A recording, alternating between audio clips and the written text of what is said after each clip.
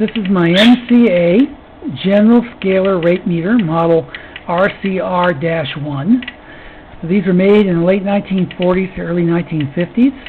This particular unit was utilized at Oak Ridge National Laboratory. The instrument was decommissioned and rendered inoperable and put on auction sale.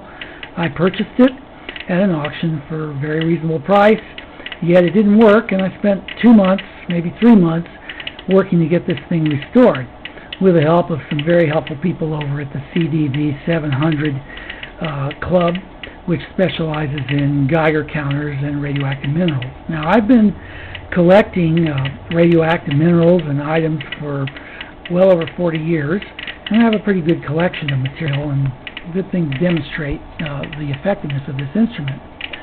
What I've got is a piece of petrified wood that I collected from a mine here in Arizona, over near Cameron, about 20 years ago. This piece of petrified wood is completely replaced by uranium ore, uranium in the form of uraninite and carnotite.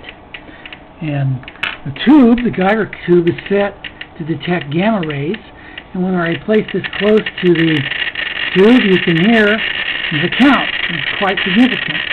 Now, if I turn the unit on so that I can record these counts to make the counts meaningful, what I'll do is go like that. Now it's recording. You can see this tube has got a light that's going around.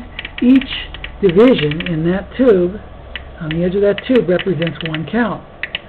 This one represents 10, and then the digital over here represents 100 counts. So it's registering tens, or ones, tens, hundreds, and that counter can go all the way up to several 100,000 counts per minute.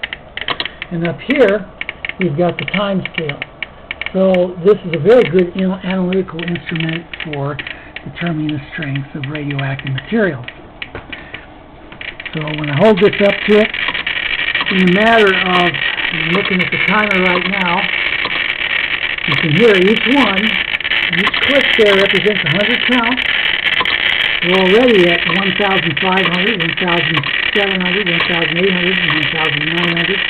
Now it's over 2,000. You can see that one's really failing. So this is a pretty radioactive piece. I mean, it's not very big, but it's pretty strong. I've got some other things here that are even stronger. This is a piece of, this is some ore, thorianite, from Morocco. This is a very strong gamma source, and it actually overloads my tube. It's way stronger than my tube can bear. Pretty amazing. Look at that meter go. It's actually overloading the tube now.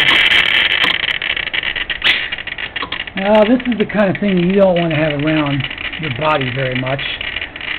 Thorium ore emits quite a bit of gamma radiation. It supposedly emits quite a bit of alpha too, although I haven't been able to detect alpha with this particular sample. And here's another one. It's kind of interesting. This one here is something I've had for 40 years. I bought this when I was a kid, and it's some uraninite from Utah. And it's a pretty active source too. Not quite as active as that thorianite.